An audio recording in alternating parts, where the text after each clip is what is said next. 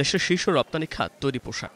Rana plaza কিংবা তাজরিন ফ্যাশনের মতো নানা ট্র্যাজেডির পর এ খাতে হয়েছে নানা সংস্কার। বেশিরভাগ কারখানায় কমপ্লায়েন্স নিশ্চিত করায় খাতটি এখন পার করছে স্বর্ণযুগ। দেশের তৈরি পোশাক খাত আন্তর্জাতিক মানদণ্ডেও এগিয়েছে অনেক দূর, যেখানে 268টি গ্রিন কারখানার পাশাপাশি যুক্ত হয়েছে বিশ্বের শীর্ষ 50টি লিড সার্টিফাইড পরিবেশ বান্ধব কারখানা। তবুও যেন ন্যায্য দাম পাওয়ার ক্ষেত্রে প্রতিযোগী দেশের তুলনায় পিছিয়ে বাংলাদেশের রপ্তানিকারকরা। এরই মধ্যে এলডিসির উত্তরণের খবরে নতুন করে কপালে চিন্তার ভাঁজ পড়েছে তাদের। সোমবার রপ্তানি উন্নয়ন ব্যুরো আয়োজিত গ্লোবাল সোর্সিং এক্সপোর্ট সেমিনারেও উঠে আসে এসব বিষয়।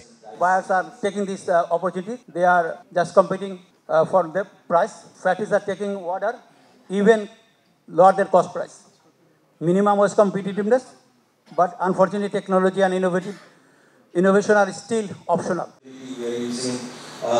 শিল্প উদ্যোক্তারা দক্ষ জনশক্তি তৈরিতে গুরুত্ব দিলেও সংশোধিত শ্রম আইনের কয়েকটি বিষয় রপ্তানিকারকদের মনোবল ক্ষুণ্ণ করেছে বলে জানান বিজিএমইএ নেতারা। Where we aim to reduce GHG emission by 30% and increase the renewable energy in our mix by 20% by 2030, and are working with 2030 WRG to promote water reuse and recycling in the industry. These and many other initiatives are already underway.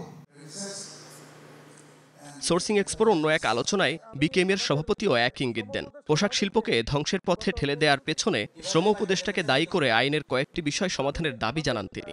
শ্রম উপদেষ্টা মহোদয়কে গত পরশুদিনের আগের দিন রাতে একটা message দিয়েছে, রাত সম্ভবত 1:30 কি 1টায় মেসেজটা দিয়েছে ওনাকে।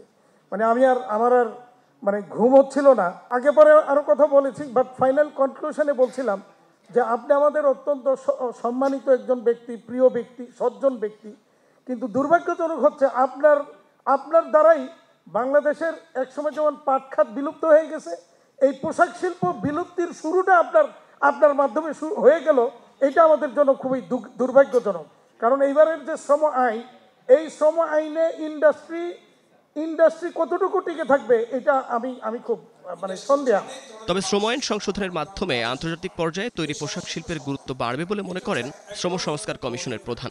বলেন, ছোট পোশাক কারখানাগুলো কিছুটা সমস্যায় পড়লেও বড় কারখানার জন্য এটি ইতিবাচক ভূমিকা রাখবে। আমার পারস্পরিক আস্থা থাকতে হবে, পারস্পরিক সম্মান থাকতে হবে, যে আমরা সবাই এই শিল্পের বিভিন্ন অ্যাক্টর, তার মধ্যে প্রধান অ্যাক্টর 3টা: সরকার, মালিক যিনি উদ্যোক্তা, শ্রমিক এবং সরকার। আমি মনে করি এরকম কাঠামোর চর্চা যদি আমরা করতে পারি, সত্যিকারের প্রতিনিধিত্বের চর্চা, সত্যিকারের ট্রেড ইউনিয়ন যারা রিপ্রেজেন্ট করবে শ্রমিকদের মালিকদের কাছে, এবং মালিক যাদের সাথে কথা বলে শ্রমিকদের কাছে পৌঁছাতে পারবে, এইটা চর্চা করলে ওই শ্রম আইন সংশোধন বলেন, ট্যারিফ বলেন, অন্য যতই আমরা এনভায়রনমেন্টাল সোশ্যাল আমরা বলি, সবাই মিলে একত্রে যখন কাজ করব তখন কিন্তু আমাদের এই প্রবলেমটা থাকবে না। গেল 17 নভেম্বর শ্রম আইন 2006 সংশোধন করে অধ্যাদেশ জারি করে সরকার, যাতে শ্রম আইনকে আধুনিক ও আন্তর্জাতিক মানসম্মত করে শ্রমিক ও উদ্যোক্তা বান্ধব করা হয়েছে বলে দাবি সরকারের। Munnaf Rashid, star news, Dhaka.